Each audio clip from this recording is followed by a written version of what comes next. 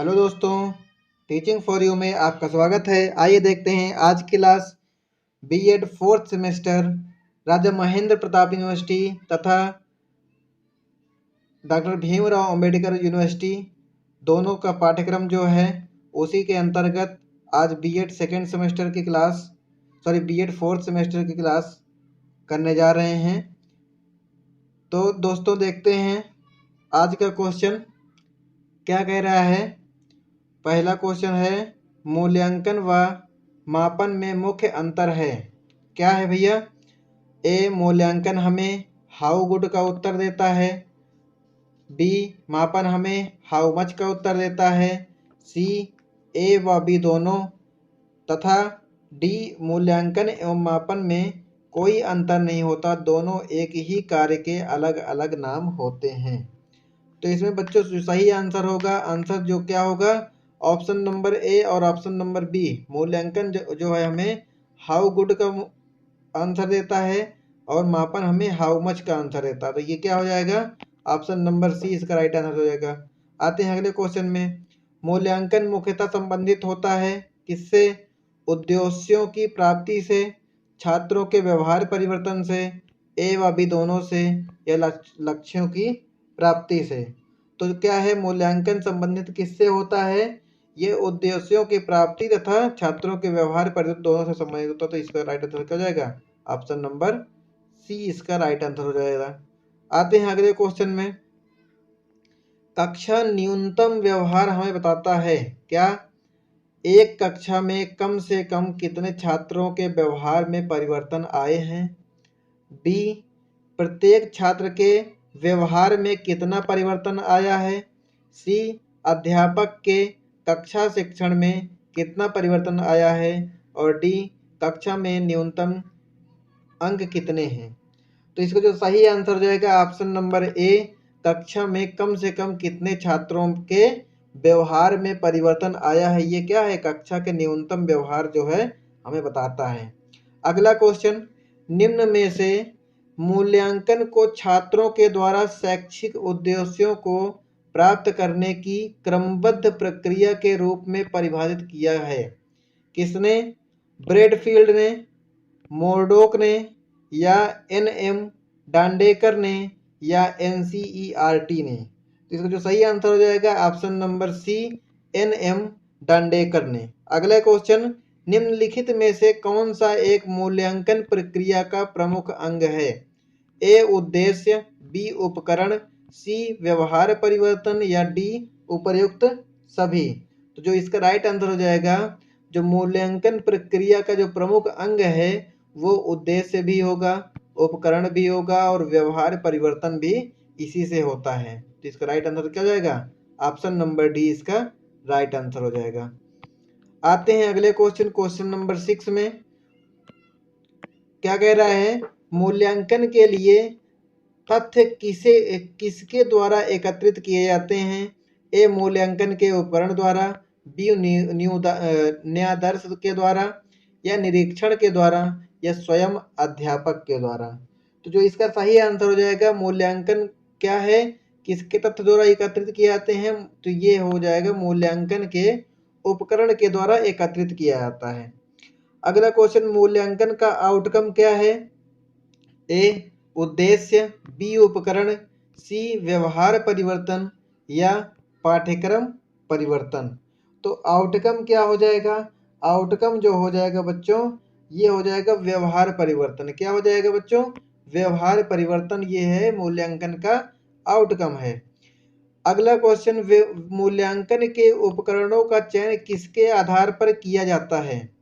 ए उद्देश्यों के आधार पर, बी पाठ्यक्रम के आधार पर, सी कक्षा के स्तर के आधार पर, या पाठ्यचर्या के आधार पर। तो इसका जो राइट आंसर हो जाएगा ऑप्शन नंबर ए, उद्देश्यों के आधार पर क्या करते हैं, उपकरणों का चयन करते हैं। आते हैं अगले क्वेश्चन में। अगला क्वेश्चन क्या है? अगला क्वेश्चन है, मूल्यांकन द्वारा पाठ्यक्रम में सुधार होता है, यह मूल्यांकन का किस प्रकार का कार्य है? ए पद स्थापन, बी अनुदेशन कार्य, सी निदानात्मक, या व्यवस्थापन। तो इसमें क्या हो जाएगा, राइट आंसर हो जाएगा ऑप्शन नंबर बी, अनुदेशन कार्य जो है क्या होता है, मूल्यांकन द्वारा पाठ्यक्रम में सुधार होता है। तो अगला क्वेश्चन क्या है, क्वेश्चन नंबर 10। तो दोस्तों ये क्या है कि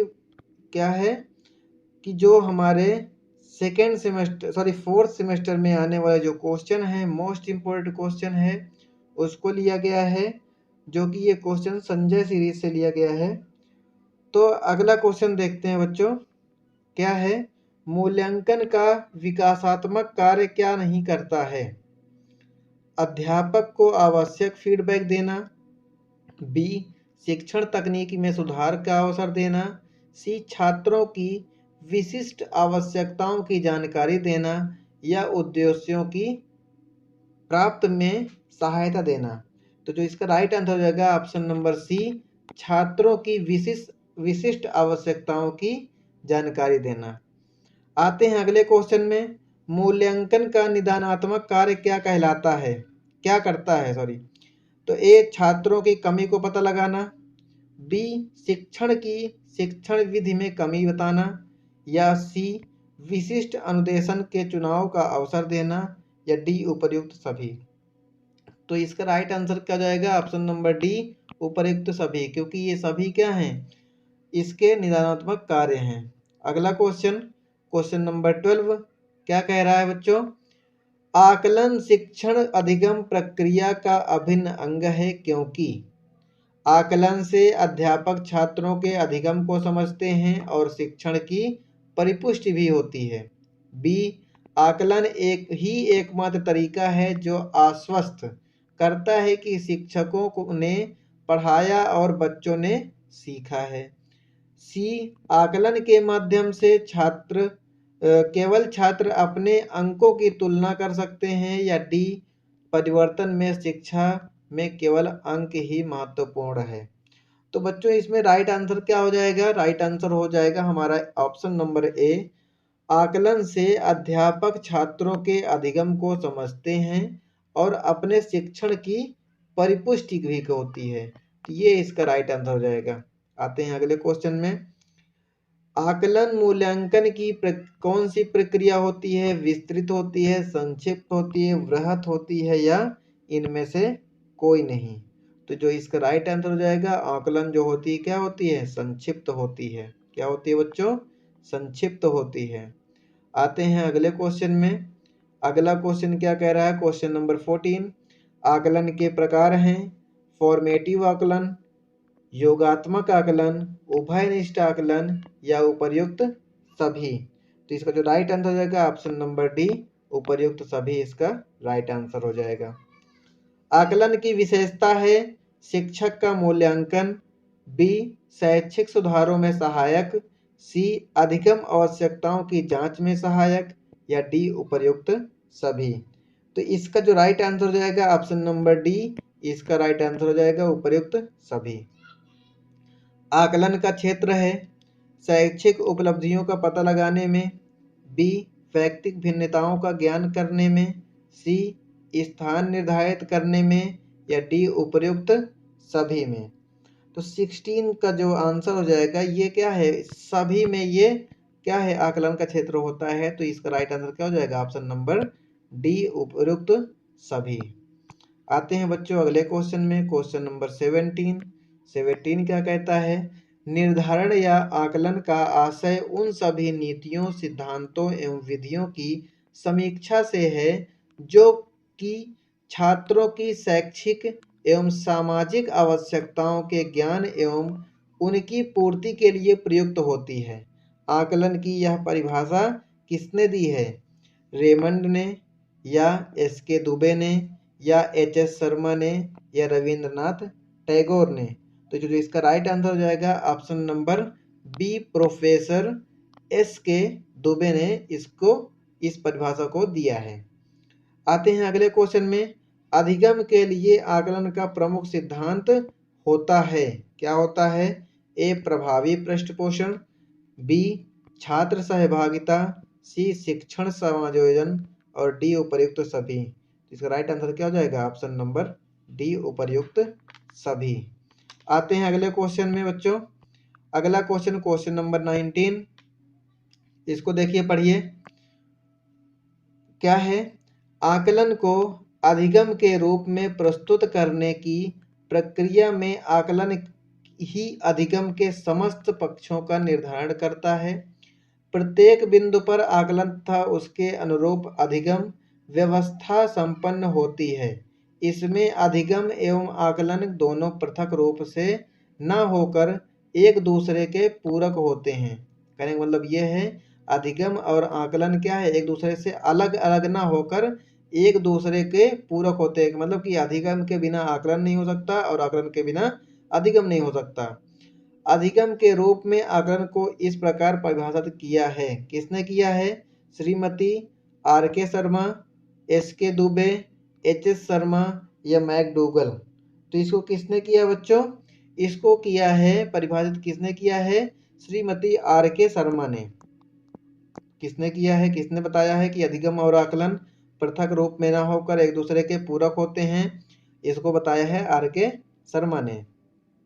अगला क्वेश्चन नंबर 20, आकलन का पैमाना है नामित पैमाना मापन या क्रमिक मापन, अंतराल मापन या उपर्युक्त सभी।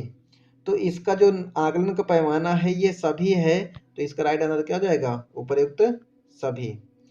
आकलन की विशेषताएं हैं: ए विश्वसनीयता, वैधता, मानकीकरण या उपर्युक्त सभी। तो इसका जो क्या है, हमारा आकलन की विशेषताएं क्या हो जाएंगी? उपर्युक्त सभी। क्या हैं? विश्वसनीयता भी है, वैधता भी है, मानकीकरण भी है और उपर्युक्त सभी। सॉरी, मतलब उपर्युक्त सभी तो होगा ही, इसलिए। आते हैं अगले क्वेश्चन में। अगला क्वेश्चन, सीखने के लिए आकलन निम्नलिखित का ध्यान है सिवाय विद्यार्थियों की आवश्यकताएं, विद्यार्थियों की त्रुटियां, विद्यार्थियों की अधिगम शैलियां, विद्यार्थियों की क्षमताएं। तो इसका जो सही आंसर हो जाएगा ऑप्शन नंबर ए, विद्यार्थियों की आवश्यकताएं। अगला क्वेश्चन, शिक्षण में अध्यापकों के द्वारा विद्यार्थियों का आकलन इस अंतर्दृष्टि को विकसित करने के लिए किया जाता है। किसके लिए करते हैं? उन विद्यार्थियों की पहचान करना जिन्हें उच्चतर शिक्षा में प्रोन्नत करना है, या उन विद्यार्थियों को प्रोन्नत करना जो विद्यालय के स्तर से अनुकूल नहीं है। विद्यार्थियों की आवश्यकता के अनुसार शिक्षण उपागम में परिवर्तन करना या कक्षा में प्रतिभाशाली तथा कमजोर विद्यार्थियों को समूह बनाना। तो ऐसे क्वेश्चन सीटेट में जरूर पूछता है, ये सीटेट में आने वाले क्वेश्चन हैं। तो क्या हो जाएगा? इसका राइट आंसर हो जाएगा ऑप्शन नंबर सी, शिक्षार्थियों की आवश्यकता के अनुसार शिक्षण उपागम में परिवर्तन करना, इसका राइट आंसर हो जाएगा। आते हैं अगले क्वेश्चन में। अगला क्वेश्चन है क्वेश्चन नंबर 24, निम्नलिखित में से कौन सा आकलन करने का सर्वाधिक उपयुक्त तरीका है? आकलन करने का सबसे उपयुक्त तरीका कौन सा है बच्चों? आकलन शिक्षण अधिगम में अंतर्निहित प्रक्रिया है, या आकलन एक शैक्षिक सत्र में 2 बार करना चाहिए, शुरू में और अंत में। आकलन शिक्षक के द्वारा नहीं बल्कि किसी बाह्य एजेंसी के द्वारा करना चाहिए, या आकलन सत्र की समाप्ति पर करना चाहिए। तो जो इसका राइट आंसर हो जाएगा ऑप्शन नंबर ए, आकलन शिक्षण अधिगम में अंतर्निहित प्रक्रिया है। मतलब कि अब आकलन जो होगा, जैसे हम पढ़ाते हैं तो उसके बाद उसका टेस्ट भी लेंगे, तो उसके बाद मूल्यांकन होगा, तो उससे जानेंगे कि बच्चे में क्या कमी है, क्या हमें इम्प्रूव करना है, बच्चों में क्या कमी है, बच्चों में क्या इम्प्रूवमेंट करना है, तो वो सब चीज़ें आकलन से ही पता चलती हैं। अगला क्वेश्चन, आकलन शिक्षण अधिगम प्रक्रिया का अभिन्न अंग है क्योंकि आज के समय में केवल अंक ही शिक्षा में महत्वपूर्ण हैं, या बच्चों को अंक दिए जाने चाहिए ताकि वह समझ सके अपने सहपाठियों की तुलना में कहाँ पर है, या आकलन में अध्यापक बच्चों के अधिगम को समझता है और उसके अपने शिक्षण की परिपुष्टि भी करता है, या आकलन ही एकमात्र तरीका है जो आश्वस्त करता है, बताता है कि शिक्षकों ने पढ़ाया और बच्चों ने सीखा है।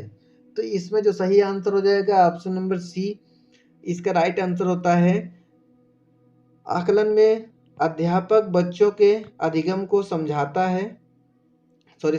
है और उसके अपने शिक्षण की परिपुष्टि भी करता है। मतलब बच्चों के अधिगम को समझना और उसके शिक्षण की परिपुष्टि, मतलब उसके जो शिक्षण को सुधारना कि मतलब वो उसमें क्या कमी रह गई है, हमें क्या सुधार करना चाहिए जिससे बच्चा और अधिक से अधिक और आसानी से सीख सके। तो इसका राइट आंसर क्या जाएगा ऑप्शन नंबर सी। ये सभी बच्चों सीटेट के क्वेश्चन हैं। सीटेट में जो ऐसे ही क्वेश्चन आते हैं तो इसको ध्यान से देखते हुए चलिएगा। आते हैं अगले क्वेश्चन में। शिक्षार्थियों की आवश्यकताओं को पूरा करने के लिए समायोजित करता है कि वह कर रहा है, क्या कर रहा है, सीखने का आकलन, सीखने के रूप में आकलन, या सीखने के लिए आकलन, या सीखने के समय आकलन। तो ये सही आंसर हो जाएगा, सीखने के लिए आकलन कर रहा है। आते हैं अगले क्वेश्चन में, क्वेश्चन नंबर 27। आकलन बच्चों का केवल श्रेणीकरण करने, नाम देने या और उन्हें वर्गीकृत करने की अच्छी रणनीति है, ये तो हो ही नहीं सकता। बच्चों में प्रतियोगितात्मक भावना को सक्रिय रूप से बढ़ावा देना, ये भी नहीं हो सकता। सीखने के सुनिश्चित करने के लिए तनाव और दबाव को उत्पन्न करना, ये भी नहीं हो सकता। और सीखने में सुधार का एक तरीका है, ये हो सकता है इसका राइट आंसर। क्योंकि देखिए इसमें बच्चों को वर्गीकृत नहीं कर सकते हैं, हम उसको बांट नहीं सकते हैं, या उनमें क्या है कोई भावना प्रतियोगिता मतलब कॉम्पिटिटिव की भावना भी नहीं बढ़ावा दे सकते हैं, या उसको तनाव या दबाव भी नहीं दे सकते कि हाँ आपको इतना ही करना है, प्रेशराइज मतलब पास होना है, नहीं तो ये कर देंगे। तो ये सब चीज़ नहीं करना है, उसमें सुधार लाना है कि कैसे जो है मोटिवेट कर सकते हैं उसको। तो इसका राइट आंसर हो जाएगा क्या ऑप्शन नंबर डी। आते हैं अगले क्वेश्चन में। अधिगम में आकलन किस लिए आवश्यक होता है? ग्रेड अंकों के लिए, जांच परीक्षण के लिए, प्रेरणा के लिए, ये पृथक और श्रेणीकरण के प्रोत्साहन के लिए। तो इसका सही आंसर हो जाएगा ऑप्शन नंबर सी, प्रेरणा के लिए। नेक्स्ट क्वेश्चन क्या है? निम्नलिखित में से कौन सा अधिगम के लिए आकलन को उजागर करता है? ए, शिक्षण मानक उत्तरों से विद्यार्थियों के उत्तरों की तुलना करके उनका आकलन करता है, या शिक्षक विद्यार्थियों की चिंतन प्रक्रियाओं पर ध्यान देने के अलावा उनकी अवधारणात्मक समझ का भी आकलन करता है, या शिक्षक पाठ्यपुस्तकों में दी गई जानकारी के आधार पर विद्यार्थियों का आकलन करता है।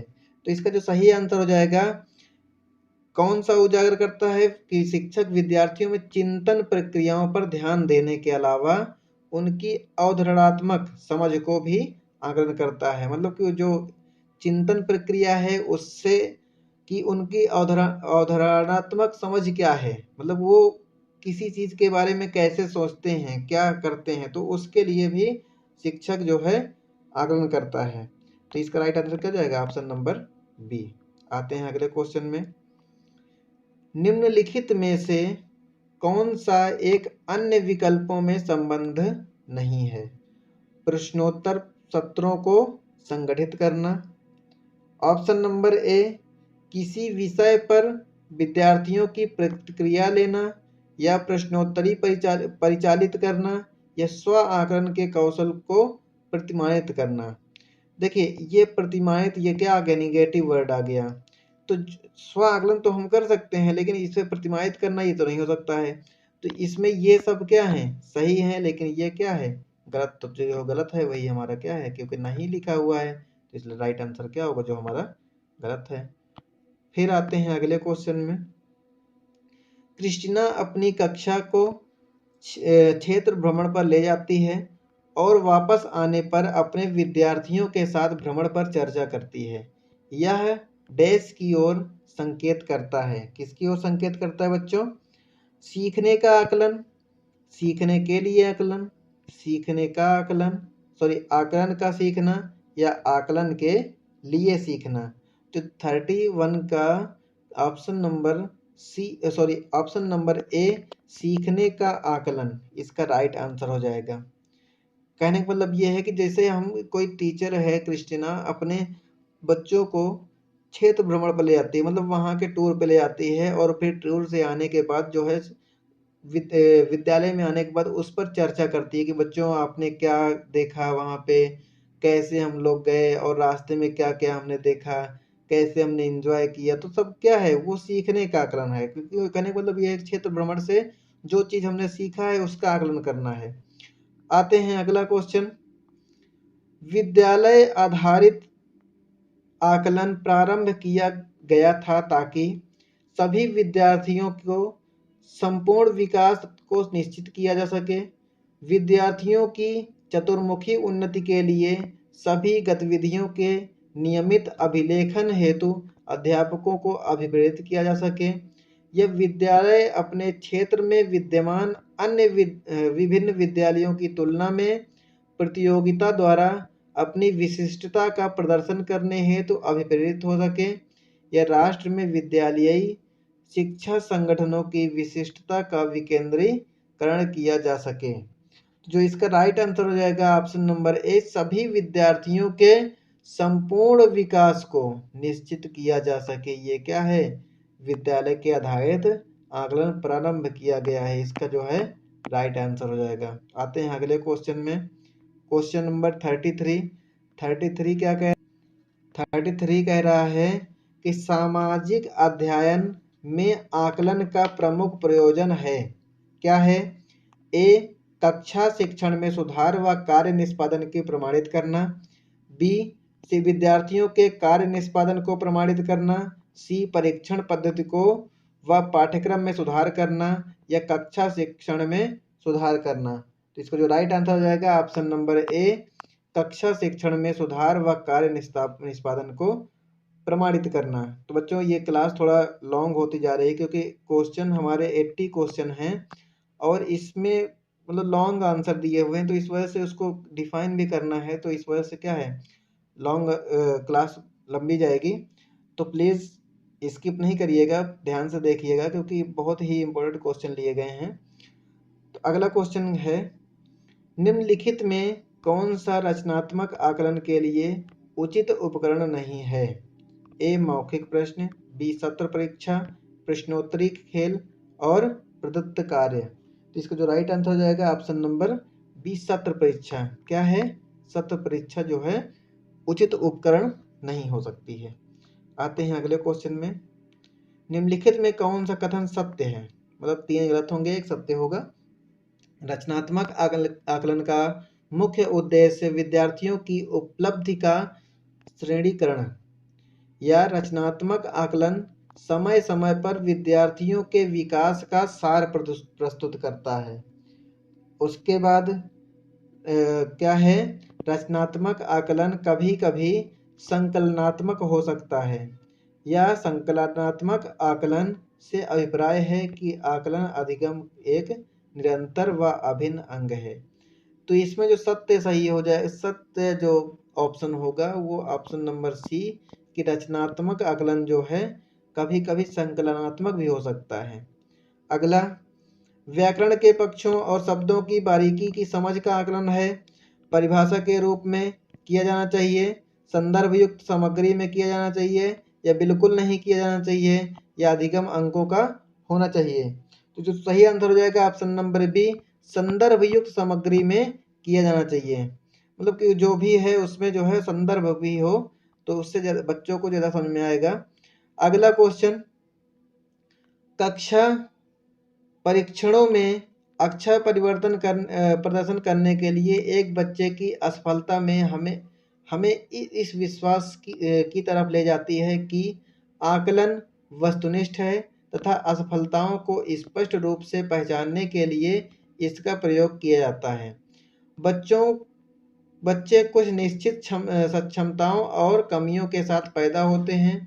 पाठ्यक्रम, शिक्षण पद्धति तथा आकलन प्रक्रियाओं पर विचार की आवश्यकता है। कुछ बच्चों को अनुत्तीर्ण होना है, चाहे व्यवस्था उन पर कितना भी अधिक प्रयास कर ले। तो इसका जो सही आंसर हो जाएगा कौन सा हो जाएगा? ऑप्शन नंबर सी, पाठ्यक्रम, शिक्षण पद्धति, आकलन प्रक्रियाओं पर विचार की आवश्यकता है। मतलब उनको जो है और अधिक सुधारा जा सके। मतलब इससे क्या है, बच्चे असफल होते हैं तो उनको मोटिवेशन नहीं मिलता है या सही से उनको शिक्षण सामग्री नहीं मिलती है, तो जिससे क्या है बच्चे पढ़ नहीं पाते हैं सही से। अगला क्वेश्चन, आकलन का घनिष्ठ संबंध होता है शैक्षिक उद्देश्यों से, अधिगम से, शिक्षण से या जांच से। तो इसका सही आंसर हो जाएगा ऑप्शन नंबर ए, शैक्षिक उद्देश्यों से। आते हैं अगला क्वेश्चन, कौन सा एक संकलित आकलन की विशेषता नहीं है? संकलित आकलन विशेषण केंद्रित होता है, यह संकलित आकलन बाधा रहित होता है। दो ऑप्शन और आगे हैं कि संकलित आकलन के उपकरण विश्वसनीय व वैध होते हैं, यह संकलित आकलन किसी समस्या से संबंधित नहीं होता है। तो जो इसका राइट आंसर हो जाएगा वो होगा ऑप्शन नंबर डी, क्योंकि इसमें क्या है, नहीं है। क्या है, जो निगेटिव है उसको बताना है। 3 पॉजिटिव हैं, विश्लेषण केंद्रित होता है, बाधा रहित होता है और विश्वसनीय तथा वैध होते हैं, लेकिन समस्या से संबंधित नहीं होते हैं। ये क्या है, गलत है। तो इसका राइट आंसर क्या जाएगा, ऑप्शन नंबर डी।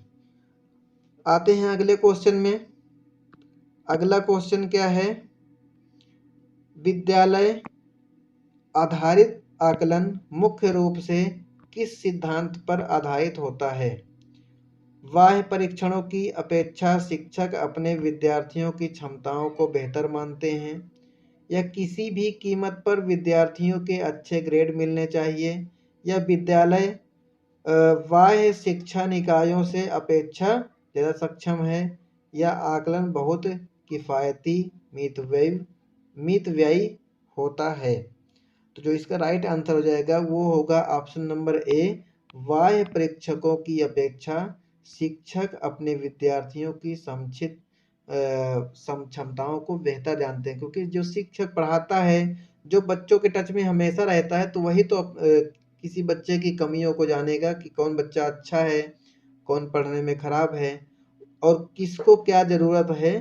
तो वो चीज़ कौन जान सकता है, शिक्षक से बेहतर कोई नहीं जान सकता है। तो दोस्तों ये क्लास बहुत लॉन्ग हो रही है, इसलिए जो आगे के जो क्वेश्चन हैं उनको पार्ट 2 में हम कर रहे हैं। मिलते हैं नेक्स्ट क्लास में। और अगर क्लास में नए हैं तो प्लीज़ चैनल को सब्सक्राइब कर दीजिए, और क्लास अगर अच्छी लगी हो तो प्लीज़ क्लास को लाइक भी कर दीजिए। तो मिलते हैं नेक्स्ट क्लास में, तब तक के लिए जय हिंद।